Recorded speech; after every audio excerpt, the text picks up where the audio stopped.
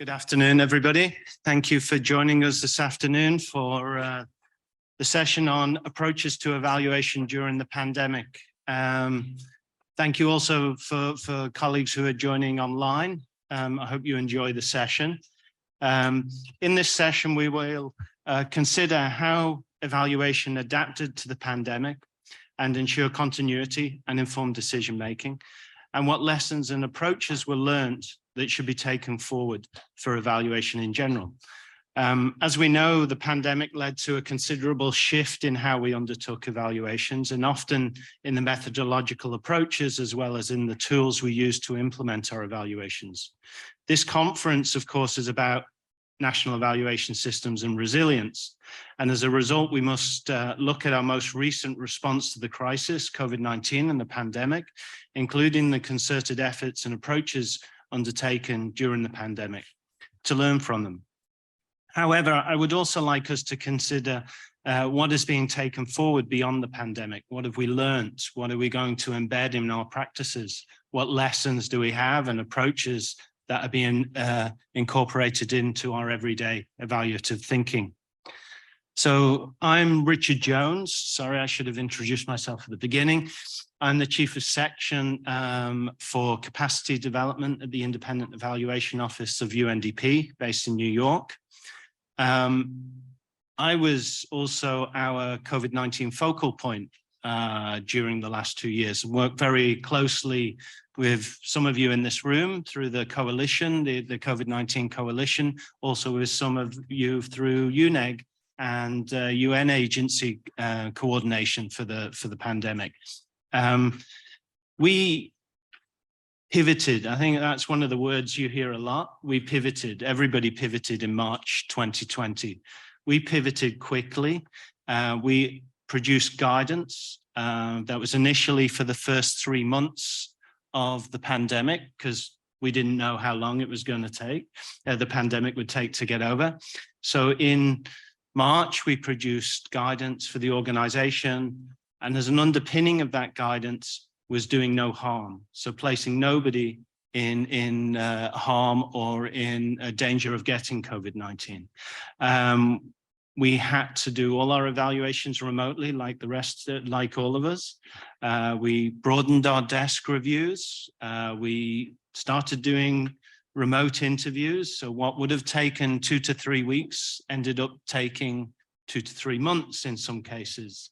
But we Zoomed, we used WhatsApp, and we used greater use of national evaluators where it was possible, with a consideration to not doing any harm.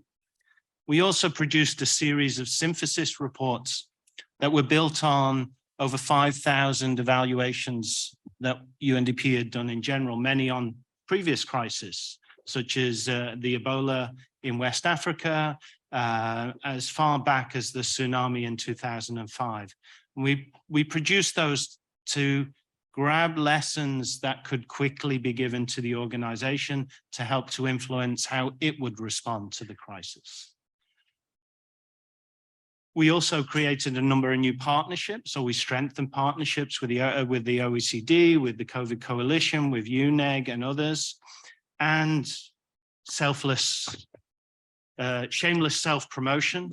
We also then did an evaluation of partly UNDP's response to COVID-19. And this was started back in January 2021, where we were still very much in the midst of the crisis. But we took more of a formative approach, and that was the first time we had done a formative evaluation. I think many organizations did real-time or formative evaluations to try and influence or give lessons to direct strategies going forward. And that's what we did with this evaluation, which was completed earlier this year.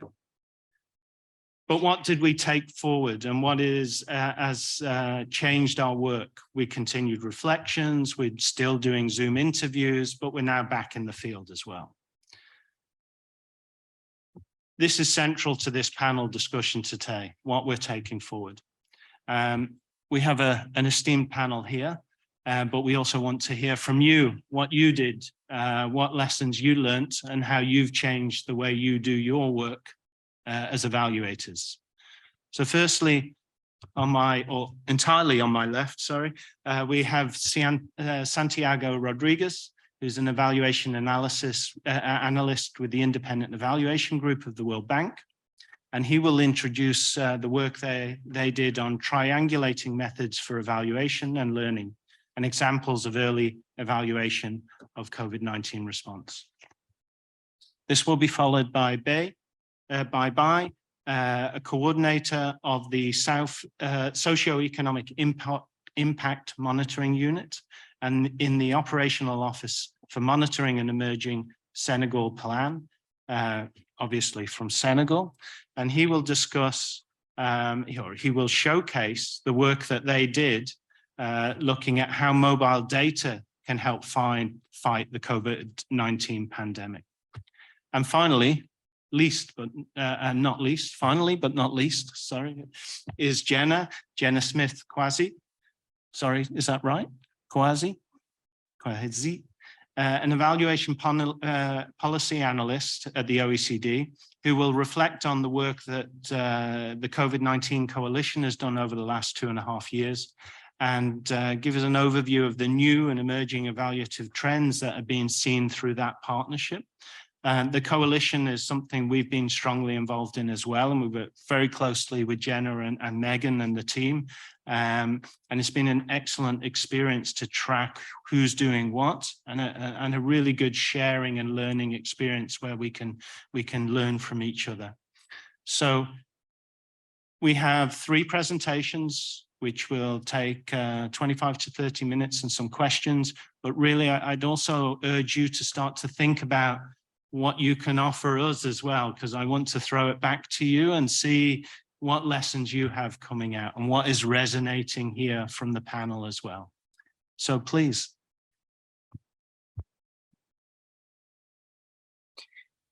Thank you, Richard, and good afternoon, everyone. Thank you for that kind introduction, Richard, and for together with the UNDP, the whole conference organizers, and IEG, who gave me the opportunity to showcase this triangulating of methods in the recent COVID-19 evaluation, has given me the opportunity to be here and showcase this important work. To me, it's a great privilege to be here and in this panel and in front of this great audience. And so I will just run 3 quick introductory remarks before I begin the presentation. So just to set the stage. So first, is just to briefly mention the role of the independent evaluation groups where I work, which is to evaluate the development effectiveness of the World Bank Group for it to deliver better services and results to its clients. It does so by generating lessons from past experience, and thus it implies work through ex-post evaluations. Also, accountability to shareholders and stakeholders at large through this work is done by IEG. IEG is independent of the management of the World Bank Group and reports directly to the Executive Board of Directors. And that's the first point. The second is that in February 2020, the World Bank Group launched a large-scale response to the health, social, and economic impacts of the COVID-19 pandemic, which was aligned with the global actions from the World Health Organization and other organizations. The response consisted of $160 billion in financial commitments for fiscal years 2020 and 2021. The World Bank, the fiscal years run from July 1 to June 30. And the response covered 3 stages: relief, restructuring, and recovery, to which I will return later, but for now you can just think of them as being sequential, and 4 pillars or broad areas of intervention support. The first one, saving lives or health. The second one, protecting the poor and vulnerable. The third one, ensuring sustainable business growth and job creation, or the economic implications of the COVID-19 pandemic. And the institutional strengthening for recovery. Third, I'd just like to provide a quick definition of triangulation, because we're going to be talking about that in this presentation. So here we understand triangulation as the cross-referencing of data and evidence between methods to enhance analysis, to validate findings, to deepen understanding, and to answer evaluation questions. So I'll just say one more time because it seems like it has a lot in there. So triangulation is a cross-referencing of data and evidence between methods to enhance analysis, validate findings, deepen understanding, and answer evaluation questions. I'm trying to change slides.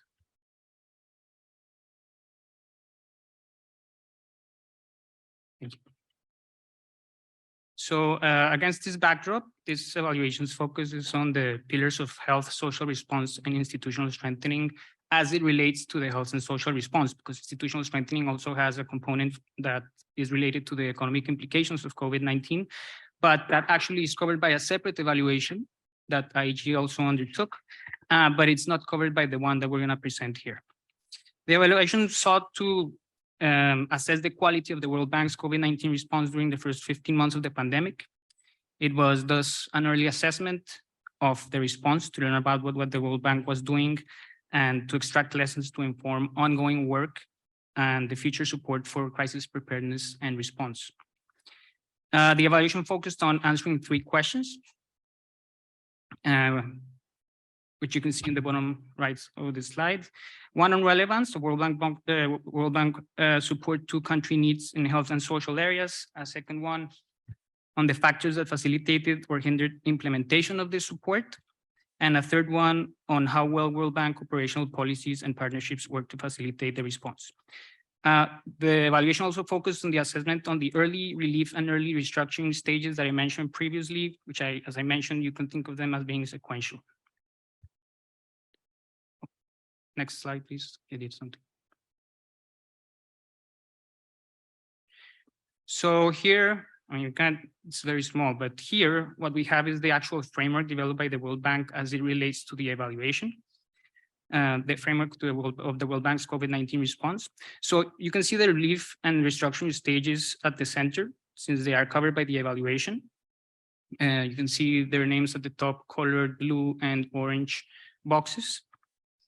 And you can see the recovery stage at the bottom in the green box, since it was left out. So it's really just an add-on to the framework right at this point.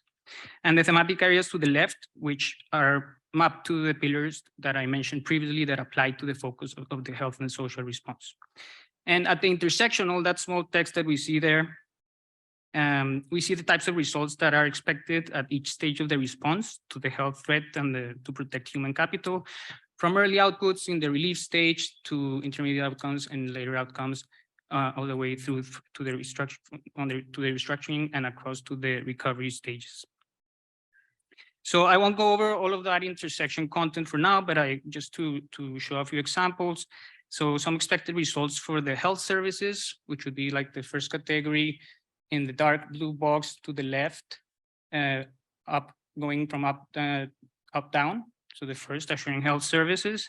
So expected results for that area, for example, assuring critical health services like infection prevention, control and surveillance, case management, and support to essential health services like primary care and maternal and child health.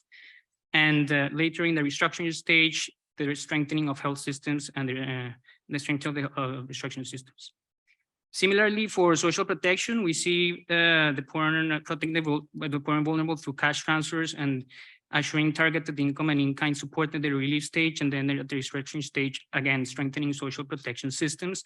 Again, for education or child welfare, we see assuring continued learning at the relief stage, and then making sure that children return to school at the restructuring stage. Institutional strengthening is improved coordination, and then just developing more sound policy and financing systems to manage crisis in the future. So this is a theory of action. The main let's say, foundation of the evaluation is the conceptual framework, but the theory of action complements it quite well because it outlines the different dimensions of the assessment that are actually mapped to the evaluation questions. So you see, for example, the relevance question is on the top left dark blue section of the diagram.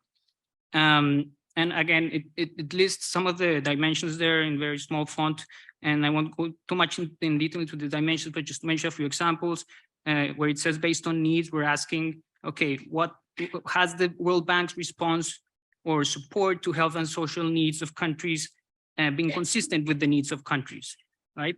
Is that support building on capacities that were seen previously in the countries in terms of existing networks, for example, for nutrition or for other elements of human capital, and were the interventions of the World Bank aligned with the national plans that in turn were guided by the World Health Organization. And also we have something called reorientation of the portfolio, which will become important, and it's simply the amount of projects that were either newly designed for the pandemic to respond to the pandemic, or that were already active and were repurposed to address the pandemic. In terms of the implementation block, the World Bank has data on implementation ratings for each project that are updated while the projects are active. So we use that to assess factors behind implementation success. We looked at the implementation status or progress of the response through these ratings. We also asked if the World Bank was anchoring its support in lessons of evidence from past crises, among other things. So now we arrive at the design matrix, and here we actually see the method, it shows the actual methods that we're going to talk about and illustrates the triangulation of data. So there were at least 7 methods that you see in the central block, in the central part of the diagram, that where triangulation was very important. And one of them in particular, which you see at the portfolio level, methods are divided by country level, portfolio level, and corporate level analysis. So there's 3 different levels. But the portfolio review that you see in the center was quite important because it consisted of generating project characteristics relevant to the COVID-19 response by the World Bank, and it fed or provided inputs for all the other methods in the top of the diagram. And so here we will arrive to the lesson, but here having a central method that provides information to all the others helps with efficiency, helps to triangulate information and to triangulate findings and make sense of what's going on.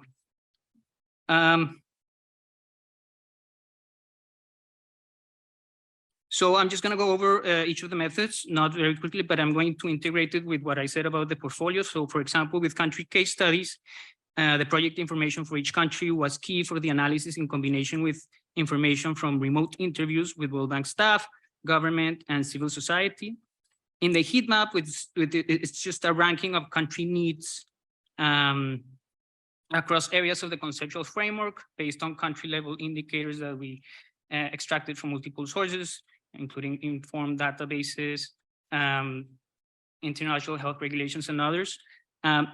Project information allowed to assess the relevance of the World Bank support to country needs through this heat map. So we had the country level indicators highlighting the needs, and then the interventions by the World Bank through the projects. We compare them and assess whether the World Bank was addressing the needs or whether they weren't. It's done. No, you keep going, but just so you're Okay. Okay, so here I just want to highlight that. And then there were other methods like the literature review and regional project review, which also integrated project information. And so the point being there that all these methods integrated this information and produced findings that could later be triangulated. So I'll just go over this quickly. This just shows the triangulation of findings. What we show here is just that several methods uncovered gaps to needs. That's the first block to the left. In the second block, a lot of methods showed or identified factors relevant for implementing or for successful implementation of projects, including monitoring and evaluation, multi-sectoral coordination, and others.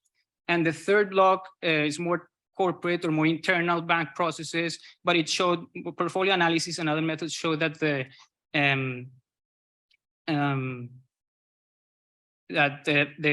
varying the financing instruments of the World Bank made the interventions or the response more quick. So very quickly, the challenges. So the main point being, I don't want to go too much in detail into the text, but basically the challenges are that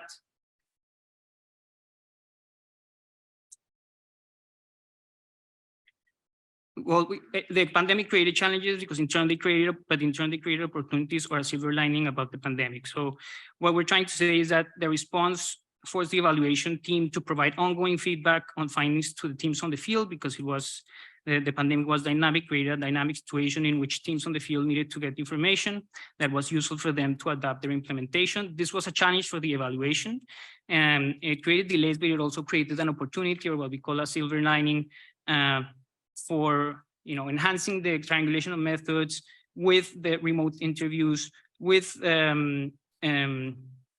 different methods that were introduced, like identifying innovations from portfolio review and different sources within the World Bank that benefited the implementation of the project.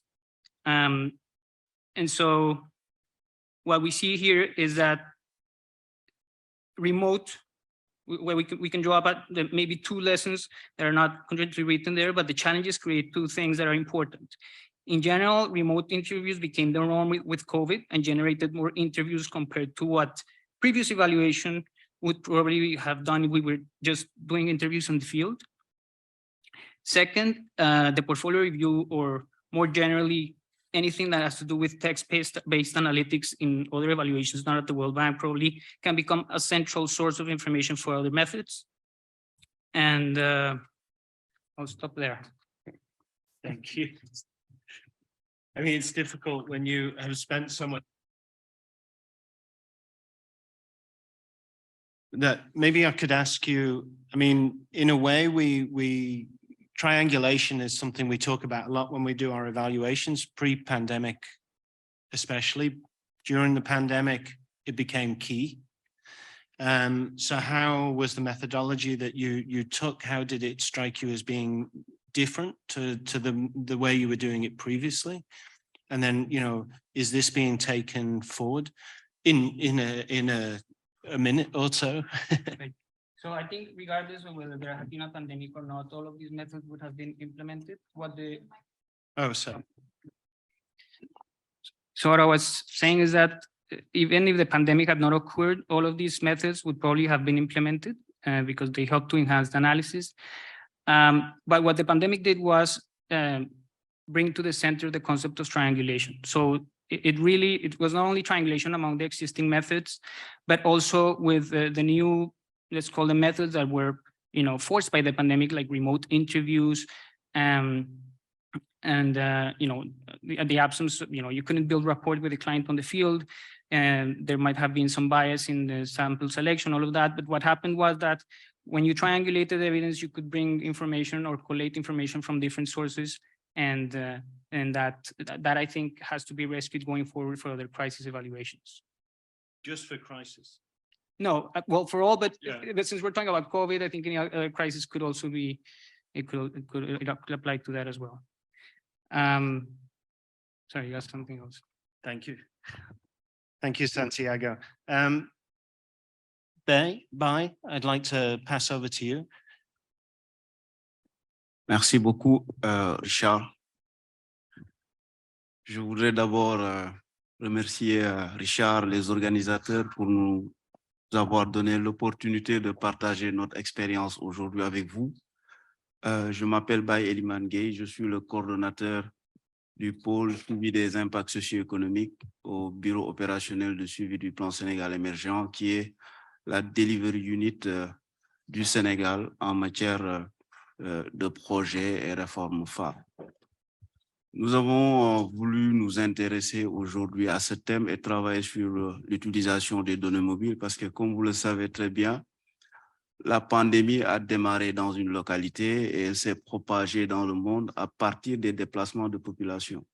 Et aujourd'hui, le plus important pour nous, c'est de pouvoir partir de la situation que nous avions vécue pendant la COVID et essayer de nous projeter dans l'avenir et essayer de trouver un lien de causalité entre les déplacements des populations et le nombre de cas de COVID-19 que nous avions. Pour bien vous mettre en perspective, je pense qu'il est important de pouvoir regarder la panoplie de mesures qui ont été prises par le Sénégal après l'avènement du premier cas. Donc, notre premier cas, Nous l'avions eu au mois de mars, précisément le 2, et le gouvernement a commencé à prendre des mesures pour contrecarrer la pandémie le 23 mars 2020, ce qui fait une différence en termes de jours d'au moins 20 jours, parce que le cabinet d'Alberg a pu réaliser une étude pour comparer en tout cas les interventions entre les différents pays dans le monde. Et il est ressorti de ce travail que 49% des États ont pris des mesures dans les 3 semaines qui ont suivi le premier cas. Et donc, le Sénégal s'est trouvé dans cette perspective-là. Et on a pris des mesures fortes pour faire des restrictions sur les déplacements des populations avec le couvre-feu, avec la fermeture des écoles, des universités, mais aussi la fermeture des lieux de culte. Ça, quand même, c'est une décision très forte au Sénégal et beaucoup de restrictions dans le domaine du transport. Le 11 mai, on a commencé à prendre des réaménagements et à partir du mois de juin, le gouvernement a décidé d'assouplir les mesures. Donc, vous voyez que sur cette timeline-là, entre mars et juin, on a pris de fortes mesures et à la fin, on a commencé à prendre des mesures d'assouplissement, alors que même la pandémie ne connaissait pas un niveau d'évolution très, très important. Les mesures ont eu des conséquences très fortes sur la population et la première enquête qui a été réalisée a été faite par Nestor Moscovitz de l'université d'Oxford, qui ont essayé de faire une enquête pour voir les pertes de revenus au niveau des ménages. Et vous voyez, il y a 87% des ménages qui ont perdu des revenus pendant cette phase de restriction. Ensuite, ces restrictions ont été beaucoup plus importantes, en tout cas ont eu des conséquences beaucoup plus importantes au niveau des populations du monde rural, parce que le Sénégal est un pays où il y a une forte communauté qui vit à l'étranger. Et pendant les périodes de confinement, ces baisses de revenus enregistrées pour les Sénégalais de l'extérieur ont eu des conséquences sur les transferts aux ménages. Et il fallait pour le gouvernement réagir. Et dans cette réaction-là, nous avons adopté la même méthode que Santiago a présentée avec la Banque mondiale, c'est-à-dire de mettre en place un programme de résilience économique et sociale qui consistait d'abord à renforcer le système sanitaire par l'augmentation du nombre de lits, mais aussi à renforcer la stabilité macroéconomique avec des mesures d'ordre fiscal pour permettre aux entreprises de bien fonctionner, mais aussi il y avait toujours cette question de renforcement de la résilience sociale des ménages avec les aides que l'État a pu faire. Donc, il fallait trouver une solution. Donc, l'État a organisé les chercheurs, l'administration, la société civile en une task force pour essayer de réfléchir sur comment aujourd'hui aider le gouvernement à prendre les meilleures décisions. Parce qu'il y a deux notions qui se ressemblent mais qui sont assez différentes. Est-ce que j'ai pris la bonne décision avant de prendre cette décision ou est-ce que la décision que j'ai prise était la bonne? Il y a une nuance et l'objectif de cette task force-là, c'était d'aider le gouvernement à prendre les meilleures mesures. Et nous nous sommes rendus compte qu'il y avait une alternative par rapport aux méthodologies qu'on utilisait, notamment les modèles compartimentaux que tous les pays ont utilisés pour faire la prévision des pics, la prévision du nombre de cas. Il y avait l'utilisation des données mobiles pour voir comment les populations ont réagi par rapport aux mesures que l'État a organisées. Et il y a Google Mobility Report qui a eu en tout cas l'idée de mettre à disposition des chercheurs, des États et de toute personne qui était intéressée à manipuler ces données, une panoplie de données. Et ces données ont été recueillies sur la base de la localisation des personnes. Et ce qui nous intéressait, nous, c'est de le mettre en application dans le cadre du Sénégal et de prendre les 6 lieux les plus fréquents, les plus utilisés par les populations. Il s'agit des lieux de loisirs, les shoppings, les lieux de travail, mais aussi il y avait le transport, les parcs publics et les déplacements vers les lieux de résidence. Ces 6 déplacements clés qui intéressent le Sénégal, parce que le Sénégal est un pays fortement attiré par le secteur tertiaire. Et quand vous voyez ces secteurs-là, ces déplacements dans ces lieux-là, c'est des lieux où il y a une forte, en tout cas, prédominance de services, et ce qui fait que nous allons nous intéresser à ces 6 secteurs. Et l'objectif, c'est de défiler aujourd'hui, de voir comment le Sénégal a réagi, comment les populations ont réagi par rapport à ces restrictions. Vous voyez sur ces types de graphiques, il y en a 6, vous voyez que c'est le Sénégal qui est en vert. Et on a essayé de le comparer avec les 8 pays de l'UEMOA. Et pendant toute cette période, le Sénégal est le pays qui a le plus fortement réagi à la baisse dans ces déplacements-là. Donc, on a moins 50% de déplacements dans les lieux de commerce et loisirs. Mais ici, le plus important, c'est qu'il y a la notion d'anticipation. Donc, la population a anticipé leur déplacement bien avant que le gouvernement ne prenne les mesures de restriction. Et ça, c'est un élément important quand on veut lutter contre ce type de phénomène. Ensuite, il y a les déplacements même vers les pharmacies, les alimentations, moins 35%, moins 40% dans les lieux publics, moins 60% dans les arrêts de bus, moins 35% dans les lieux de travail, mais surtout le plus important, c'est quand vous n'allez pas travailler, c'est le temps de présence dans les maisons qui augmente. Et donc ça, c'est pas acceptable pour un pays comme le Sénégal qui est assez vulnérable. Il faut que l'activité économique puisse reprendre. Et ce que nous avons essayé de faire, c'est d'utiliser un modèle économétrique pour étudier le lien entre les déplacements vers ces lieux et le nombre de cas de COVID-19. Et en conclusion, nous avons tiré qu'il y a 3 lieux où on peut mettre des mesures barrières et on peut les considérer comme des lieux les plus sûrs, en tout cas dans le cas du Sénégal, et 3 types de lieux également qui posent le plus de problèmes. Il s'agit des places publiques, il s'agit des loisirs, il s'agit des lieux de travail. Et je pense que dans tous les pays du monde, les déplacements vers les lieux publics ont subi de fortes restrictions. Et c'est ce que nous avons voulu montrer à l'État. Au lieu de fermer toute l'activité économique, on pouvait se concentrer sur certains secteurs, mettre en place des mesures barrières, mettre en place des restrictions et laisser les autres secteurs fonctionner, parce que dans les supermarchés, les arrêts de bus à domicile, on peut bien mettre la distanciation, on peut bien mettre le masque et on peut respecter les mesures barrières dans ces lieux. En perspective, et cette question-là, je pense que je vais y répondre tout à l'heure lors des discussions, si vous voulez utiliser les données mobiles dans le cadre de ces travaux-là pour essayer de capter l'impact de la pandémie ou les déplacements des populations, il y a 3 questions importantes à prendre en considération. Il y a l'accès aux données, c'est un facteur très important, ce n'est pas toujours accessible, c'est difficile. Il y a le problème de l'anonymisation quand vous utilisez les données mobiles, mais surtout le financement, parce que c'est des milliards de données qu'il va falloir stocker quelque part. Il va nécessiter une infrastructure qui va permettre de collecter tout ça. Sur ce, je vous remercie de votre aimable attention. J'espère que j'ai tenu sur 7 à 10 minutes comme Richard avait demandé. Merci beaucoup.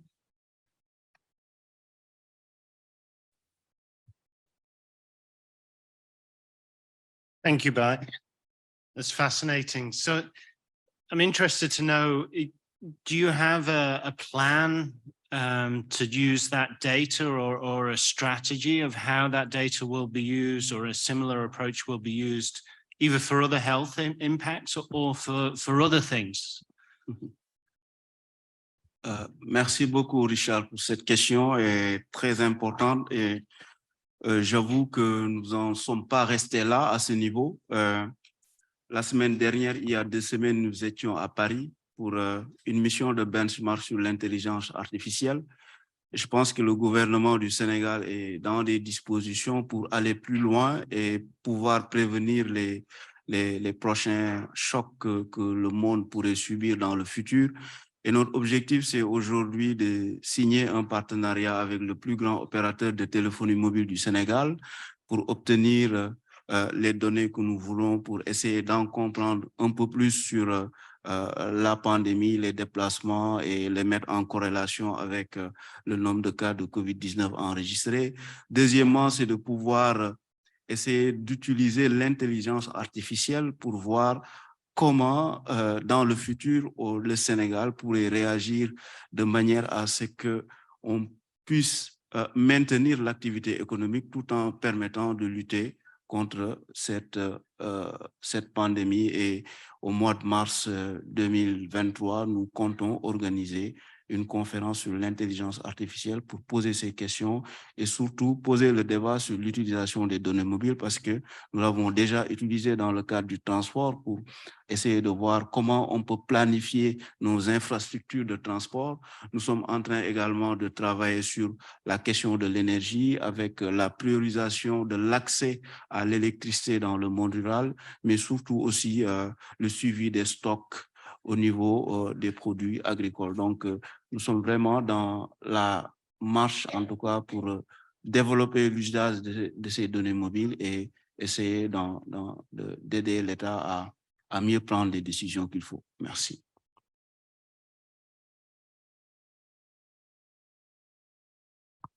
Excellent. Thank you.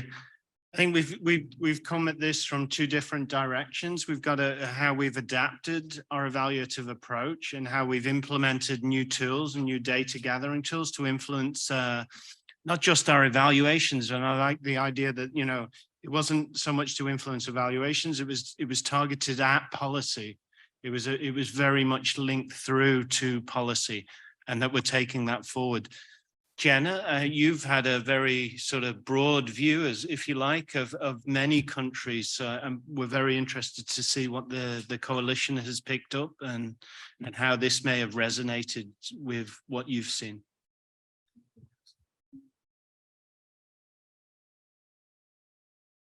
Hello, colleagues. Good afternoon. Thank you, Richard, first of all, for having me on this panel. Thank you to my fellow panelists for their excellent presentations.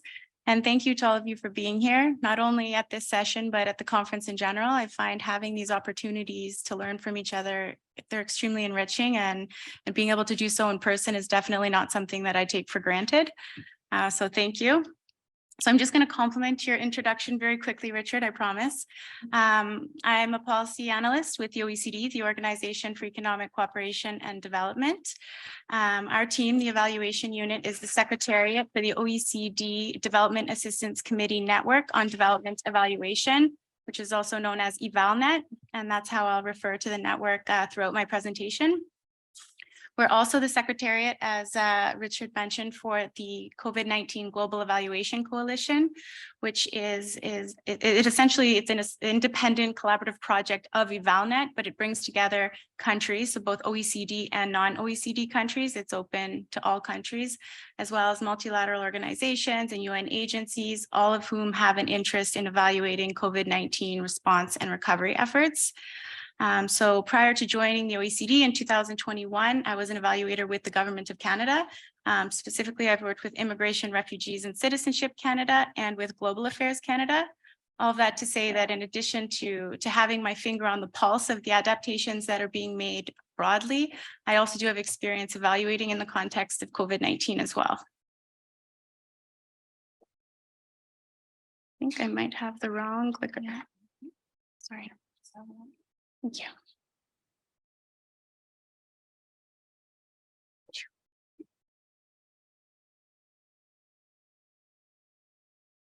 Perfect. Okay, so how did EvalNet members adapt to the pandemic? So EvalNet members requested support at the onset of the pandemic to really adapt their ways of working, ensure continuity, and to inform policy and decision-making. In early 2021, an EvalNet meeting was held with the sole purpose, really, of learning and adapting and working in the context of COVID-19 and just discussing our experiences. During this time, our team also compiled the initial reflections of EvalNet members and the adaptations highlighted in these exercises, and really what we've seen across the board, can be grouped into three broad categories. So number one, through transformed relationships with program stakeholders and decision makers. Two, by rethinking how evaluative evidence is gathered and communicated. And three, by increasing communication, coordination, and collaboration across the global evaluation community.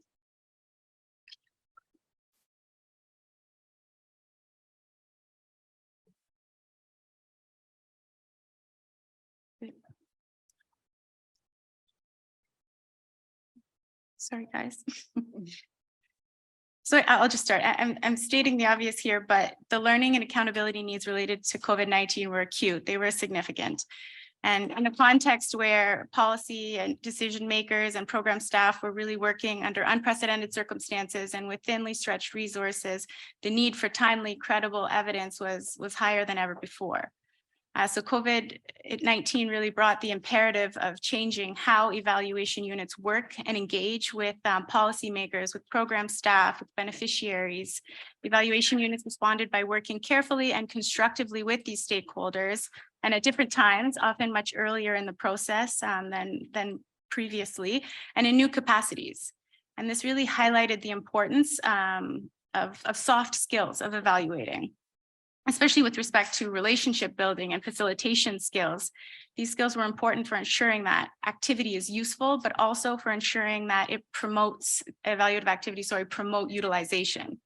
So evaluations units worked with program staff to better tailor their activities to organizational needs, and also to develop timelines and work plans that really reflected organizations' views on the appropriate balance between timeliness on one hand and rigor on the other.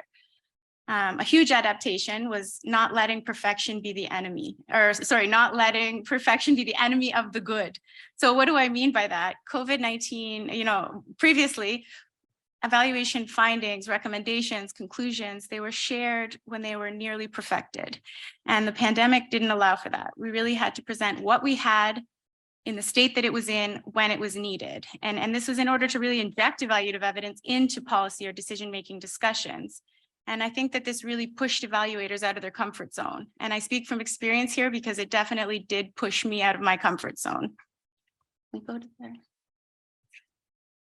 Oh, it's working. Okay, so this second part here, rethinking how evaluative evidence is gathered and communicated, is very much related to and in response to the first point.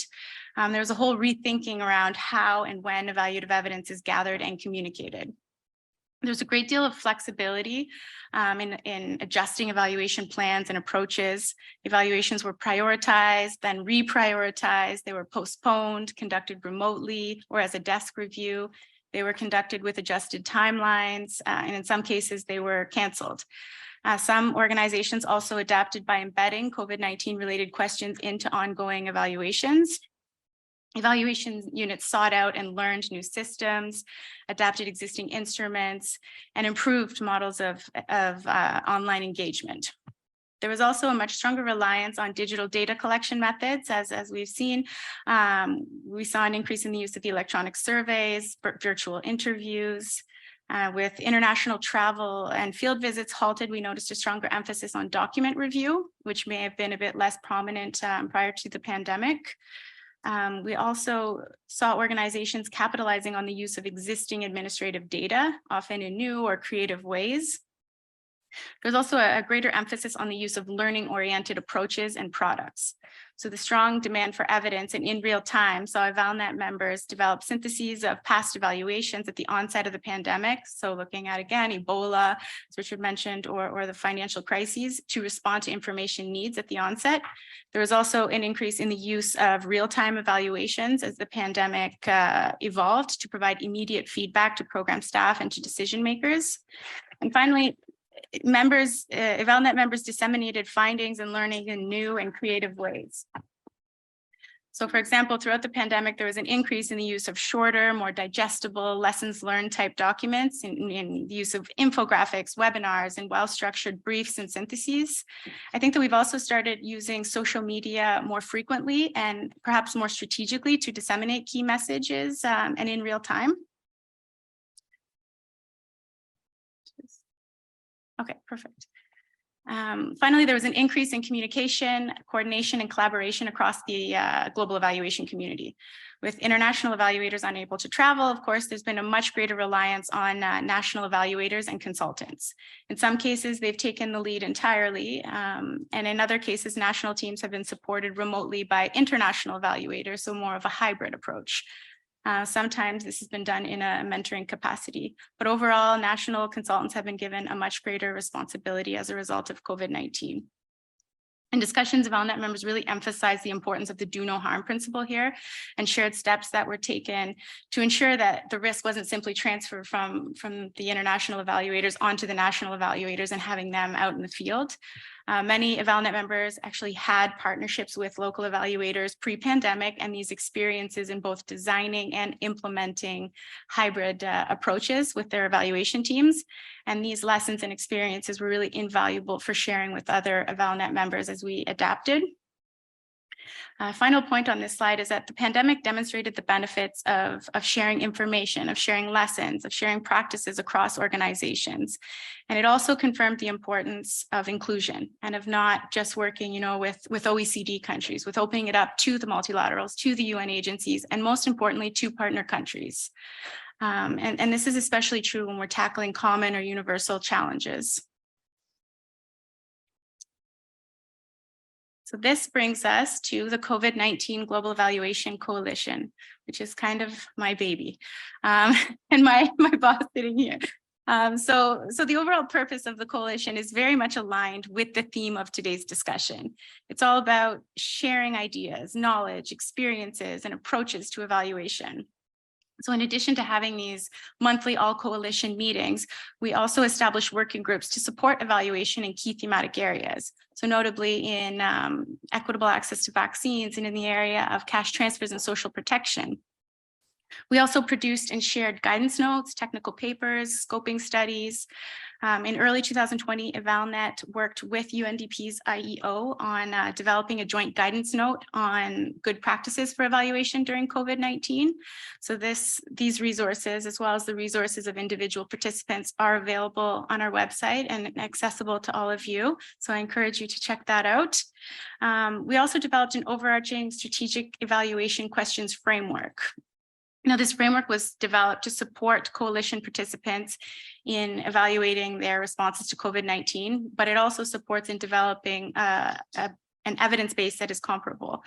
Early on in the coalition, we also produced 5 lessons from evaluation summaries. So these notes provided evidence and lessons from the evaluations of multiple different organizations to inform responses during and after the pandemic. So summaries focused on issues such as gender equality, food security, the use of cash transfers, and climate resilience. 3 of them fed into ministerial discussions. And this here is an example of not only collaboration, but of also working under circumstances where you may not be able to make sure something's perfect before going ahead and injecting it into discussions. Finally, the coalition produced a landscaping document to really highlight who's doing what, where, and when. We're actually updating this document right now. And so in sum, for this slide, the coalition allowed participants to learn from each other, and we facilitated that. And that's what we're continuing to do, and to capitalize on each other's experiences and to really do so quickly. So what are the key takeaways here? Significant disruption to business as usual enabled evaluation units to reimagine and demonstrate their utility. Limited travel opportunities prompted critical and constructive thinking about how to work in new partnerships with local evaluation teams. Disruptive changes caused by the pandemic prompted evaluation teams to reconsider how they could use technology and data in more innovative and creative ways. There was an increase in the sharing of information, lessons, best practices across the global evaluation community, which continues to have notable benefits today. And finally, the pandemic demonstrated the role of joint evaluative work and really collaborating and working across evaluations in reducing evaluative burden and in broadening the overall scope. So this brings us to the end of my presentation. I'm really curious and looking forward to hearing about your experiences, your adaptations, whether or not they jive with what you've heard up here today.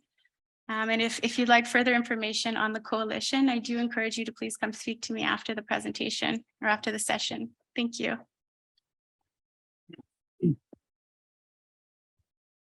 Thank you, Jenna.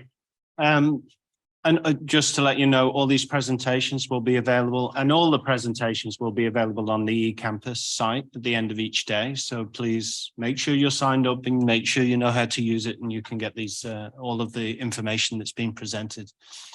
So we were going to, or Jenna, sorry, I have a question for you. I mean, you've had an overview of all that has gone on. And in fact, I got an email from your team today asking me to update what UNDP is doing on evaluation in COVID-19.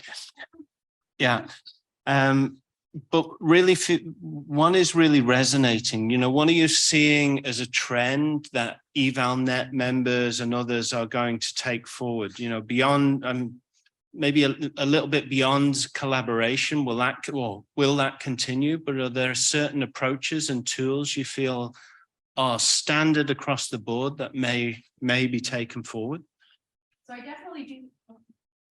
I definitely do think that the collaboration will be taken forward, especially as we look at issues such as existential threats. If we look at climate resilience and these types of things, I definitely think there's room for this continued collaboration. But I'll focus on one thing in answering that question in the interest of time. The pandemic really broke a reliance on international consultants, and it raised important questions about the longer term goal of how we look at the roles of international and national evaluators, and how maybe this needs to be rethought. So I think the greater development of national evaluators is something that we will take forward. I think a stronger reliance and looking more at like capacity building opportunities and really emphasizing the benefits of having more local evaluators. Thank you. We have about 20 minutes left. I was going to ask the panel a couple of questions, but I think I'm going to throw it out to the audience, if you don't mind, for now, and see. I mean, we've got a lot of experience in the room. We've been through a lot. From the country level, national evaluation systems, how have you responded to the pandemic? How did you change the way you did evaluations, or did you just shelve the process? Would anybody like to reflect on that, please?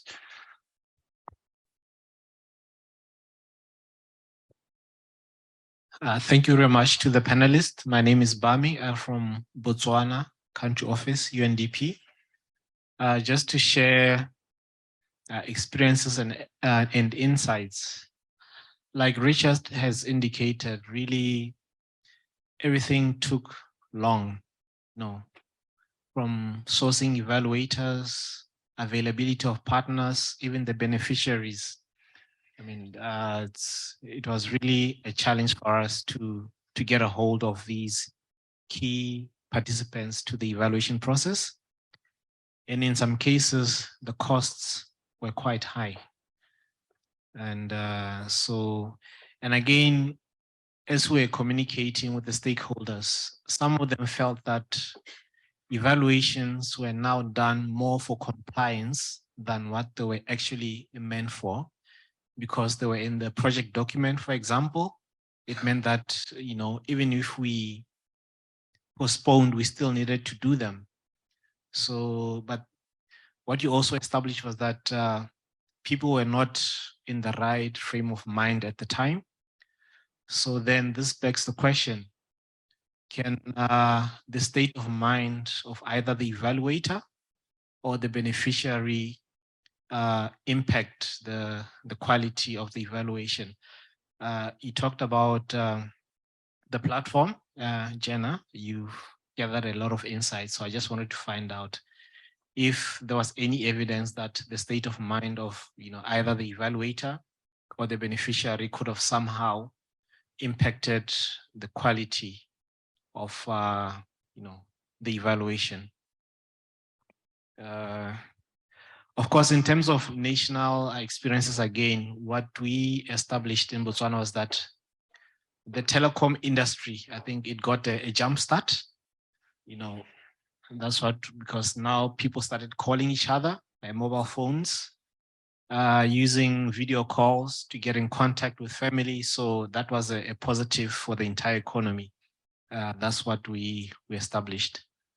And of course, the greater use of local experts, there was also a spike in there. So that was also a silver lining from the COVID-19 pandemic. Yeah. So now, can I ask a question? Yeah. Okay. Right. So I did ask about the mindset of the participants. It'll be interesting to hear that. And also, if any, would you say that there are advantages?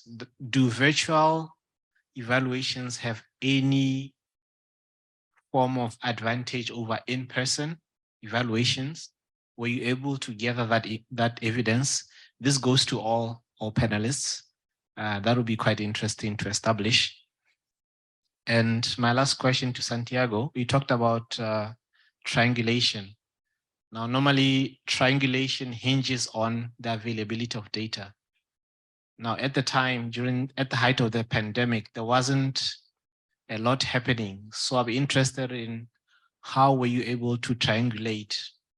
What options did you have to triangulate? Because like I'm saying, there wasn't really a lot happening. So how were you able to triangulate all that data to come to a more informed conclusion? Thank you. Thank you. We'll take a couple more and then we'll come back. So I hope you've been taking a few notes. I'll remind you, please, over here.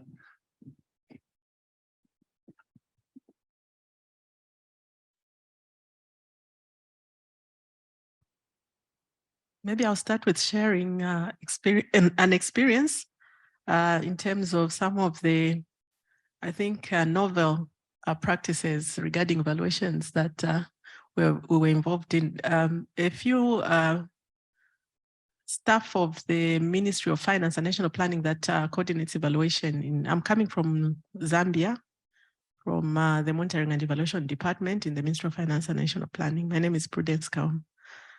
We did participate in a global evaluation reference group that was called, it called volunteers to be part of that global reference group to participate in the work that was being done on, I think, assessing the utilization of evaluations by policymakers and how that has worked in several countries. So in terms of I think opportunity, the COVID pandemic provided an opportunity for participation of other people from other countries in this global evaluation work. Had we not had the COVID pandemic, I think there wouldn't have been an opportunity for this cross-sharing of practices and experiences across the globe. So I think that was a positive. So we did see this through this process as part of the reference group from start to finish, and I think it was very, very enriching.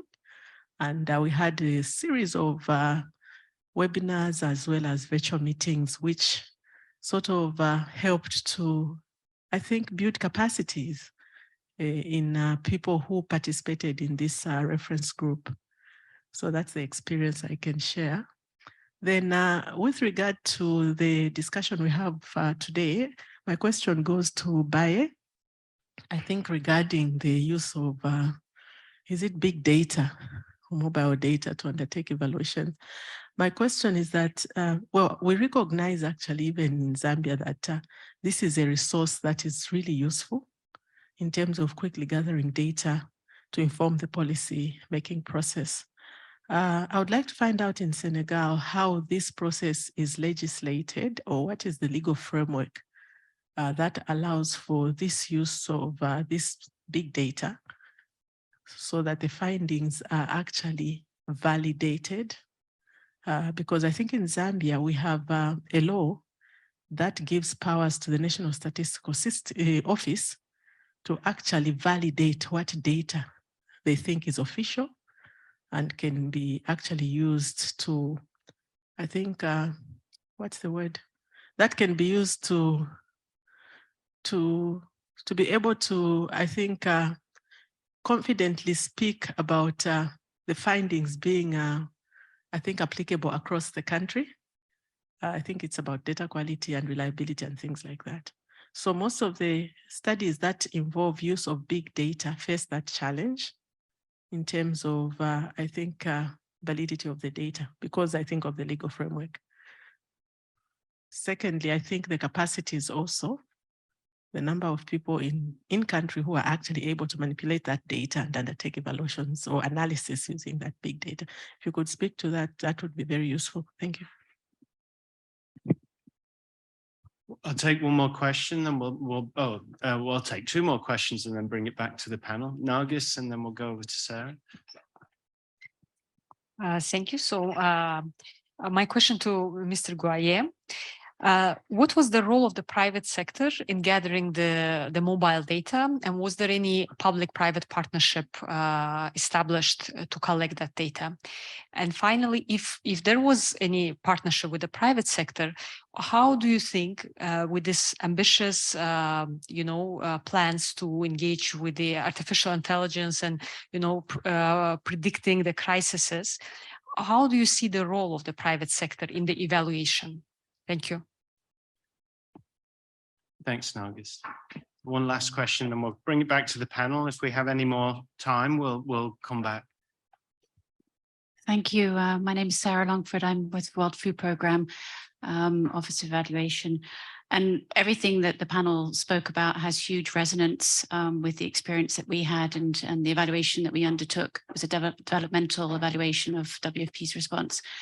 And so issues that you mentioned on just the time that it took, the different type of consultation and the sensitivity of and again, gentleman from Botswana also mentioned that it really took a different type of, let's say, evaluator approach with very raw emotions from the people who were being interviewed. It was the first time for many of the WFP colleagues who had stopped from the operations, working very, very long days, and to debrief. And it became very emotional, and therefore the evaluators needed additional training to be able to handle and navigate that. But I just wanted to, one of the things that again, the pandemic brought is, perceptions of much higher risk of not being present and therefore not having the oversight in place to whether it be from audit, whether it be from other risk, we've got a risk division. And therefore, one of the things that we faced was, while there was this need for sort of the lessons to be feeding into the response, there was, again, the audit needs to be taken care of, the audit perceptions, OEV as officer evaluation, looking at the evaluation, and then the risk colleagues, our executive director had a much higher call to everybody. And so it was disentangling all these different, let's say, requests from central level down to the ground, and therefore some perceptions that there were overlaps between all these different initiatives and how they were sequenced and messaged.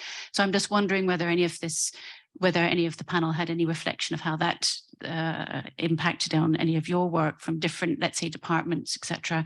And then the other one is on cost. There was a perception, again, from our day-to-day managers that it would cost less because we were doing remote. In fact, it took longer and cost more from these additional data collection. So again, we're looking at efficiency at a time, a very operational agency looking to save money and give it as direct transfers to citizens, but again, any reflections from that would be useful. Thank you. And I'll apologize if we miss any questions, but we have about 8-9 minutes left. So I'm going to go quickly to Santiago because a question directed at you. If you could quickly answer that, and we'll go down and I'll cherry pick some of the key things that were asked. Okay, so thank you for the question. Sorry. Thank you for the question. In fact, yes, data availability is a key assumption. In evaluation at the World Bank, or at least in this experience of the COVID-19 evaluation, we had two levels, project level data and country level data. The World Bank has its own systems of project level data, and we were able to dig into that and collect enough data that we could triangulate. So at the project level, it was comparatively easier. At the country level, it could have been harder, but we did find available information on crisis preparedness, levels of vulnerability, and COVID-19 plans guided by the WHO that were either prior or near the onset of COVID-19. So that helped us define the needs of countries around that period, which was the relevant period that we needed. We couldn't track it across time, we could probably, but we could define needs at a at the key period of the COVID-19 onset. So that's, I don't know if that answers your question, but that's how I would put it. So at project level, easier, country level, perhaps not available data in some elements, but as far as the needs that we need to identify for crisis preparedness, vulnerability, and others, we did find the information that was at the right moment relevant to define needs. There were two questions there that would actually, I mean, that they were fascinating. I guess the legitimacy of data that is produced, you know, of course, we have an issue of digital divide. I know a lot of people have mobile phones, but not everybody has mobile phones. So you're not monitoring everybody. So you have a snapshot of a part of the population. So there's a legitimacy of building policy based on data that may not be, you know, fully there. The second point that was made is the legalities. What hoops did you have to jump through to be able to do that? And then the final one, you know, which was related to a couple of questions, is that public-private partnership. How did you get the data? Merci beaucoup, Richard, et merci pour les questions. C'est des questions très pertinentes et je pense que nous aussi, pendant les travaux, nous avions été confrontés aux difficultés que vous avez soulevées. Et je pense que dans le cadre du Sénégal, il faut comprendre qu'il y a une commission de protection des données qui a été instaurée par loi et qui veille à ce que toutes les structures qui doivent utiliser des données à caractère personnel puissent d'abord en faire la demande. Donc aujourd'hui, la commission est habilitée à valider d'abord la demande de données. Avant même de recevoir, vous devez demander l'aval de cette commission. Ça, c'est en matière législative. Le deuxième souci, et c'est toujours le cas, hein, nous savons qu'il y a beaucoup de faiblesses dans l'utilisation de ces données, mais ça peut donner quand même une perspective, comme vous l'avez vu dans les graphiques, ça peut donner une idée d'un événement brusque qui survient dans une économie où on voit que les déplacements ont tout à fait chuté. Ensuite, sur où est-ce que nous avons obtenu les données, ce que nous vous avons présenté, c'est des données de Google Mobility Report qui utilisent juste la position, mais bien évidemment, Google a cette comment dirais-je, cette obligation d'anonymiser ces données. Donc, nous, on ne connaît pas qui est derrière ces données. Mais notre objectif, c'est maintenant d'utiliser l'opérateur du Sénégal pour voir les personnes qui ont été infectées pendant la COVID, comment ils ont eu les déplacements durant ces périodes et comment on peut mettre en lien ces déplacements avec les clusters que nous avons eus à Dakar dans le cadre de l'utilisation de l'intelligence artificielle. Et vous avez bien raison de demander ou de poser la question des ressources humaines parce qu'actuellement, au retour de notre mission sur Paris, nous comptons mettre en place au Sénégal un master en data scientist parce qu'on a besoin de ces ressources humaines-là pour développer en tout cas la recherche sur l'intelligence artificielle. Donc, sur la question du secteur privé, pendant la collecte, ils n'étaient pas très impliqués parce que les données sont publiques. On peut les obtenir sur demande. Mais pour l'intelligence artificielle, on aura besoin des compétences du secteur privé. Quand nous sommes partis en France, on a rencontré le hub IA France et c'est des acteurs qui sont dans le secteur privé et qui proposent des solutions au gouvernement, aux États pour leur permettre d'avoir des KPIs sur certains indicateurs clés qu'ils veulent suivre sur leur politique publique. Donc voilà rapidement ce que je voulais répondre. Merci et merci à vous. Thanks, Bart. That's fascinating insight. And I guess, you know, those are things we need to square away if we're going to use this data going forward. Ben, you raised an interesting point that I'd never, ever thought about. And, you know, now I'm somewhat ashamed that I had not thought about it. And I'm going to throw that to Jenna. And that's the whole idea of mindset. And I think it relates somewhat to what Sarah said as well. About, you know, let's remember it was a very tough time, you know, March to June, there was no light at the end of the tunnel. Yet we still, UNDP alone managed to do about 70 evaluations during that time. Now, evaluators are struggling. They're going things, we as managers were struggling, and then we're interviewing people who are also struggling. So it was a very different atmosphere to the first 3 months of the year. So sorry to put this on you, Jenna, but I think it is a question for the panel and also for the room. Did this come out in the work of the coalition? And just that, maybe a last question there is, what, and we can talk in general over coffee about, are there benefits to virtual evaluations, or is there, I mean, we talk about it taking longer, but you know, we can discuss that as well. So sorry to throw that to you, Jenna. I feel a bit ashamed as well, and I don't have an answer to that question, unfortunately. I wish I did. My initial instinct is to say yes. I think it must have. I think back to when in Canada with the government of Canada, we went home one night and then I didn't go back into the office for 2 years. So your whole world is turned upside down. I was working, you know, from the kitchen table with my 3 kids as I homeschooled them. So to say that that didn't have an impact on me or my ability to work, I think I would be lying. With respect to beneficiaries, I think it would be the same thing. They're living this whole new reality. They're experiencing these whole new experiences, and that's impacting them. It definitely did. But do I have anything other than my experience and my perceptions? No. But I do think that that's something that would be worth looking into and studying more.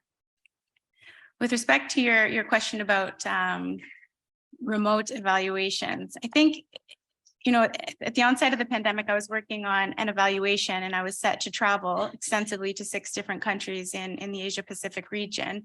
And this was all done remotely. I think there were a number of cons, but I do think that there were a few pros. I mean, first of all, there's the cost. And then there's also the fact that we significantly reduced our environmental footprint, which I think is important, and that has benefits for everyone. The other thing is with virtual interviews, we did conduct interviews with a number of different people from vulnerable populations who actually shared with me that this was much more comfortable for them to be able to talk about these sensitive topics and to be able to do so from the comfort of their own homes. Beyond that, I'm not entirely sure, but that's kind of my experience. Thank you, Jenna. So you know I'm a stickler for time, and I got to get you back to the coffee so that I can get you back into the next one. And it'd be remiss of me of not to be the one who lived by his own rules. So I'm going to bring it to an end there, but maybe we can take some of these conversations back to the coffee break. There's a ton of questions I had here for the panel and you, which I never got to. And so let's just please take them away. I mean, for me, has evaluation adapted enough to the challenges of the pandemic, right? This question, I think we heard this morning from Indran that we failed. I think from others we hear, well, we did step up. Another question that maybe isn't asked enough is, has the use of evaluation changed due to the pandemic? And we talked a lot there, Jenna and others, about, you know, we changed our approach to try and be maybe not quick and dirty, but you know, we were less, we didn't let perfection get in the way of good, right? We were pumping things out and we were working hard, which is probably why after 2 years we're all burnt out a little bit as well. So maybe we can take that back to the group and the coffee and follow up with those conversations. But otherwise, Santiago, bye, Jenna, please, thank you very much. And thank you all for your questions and your patience.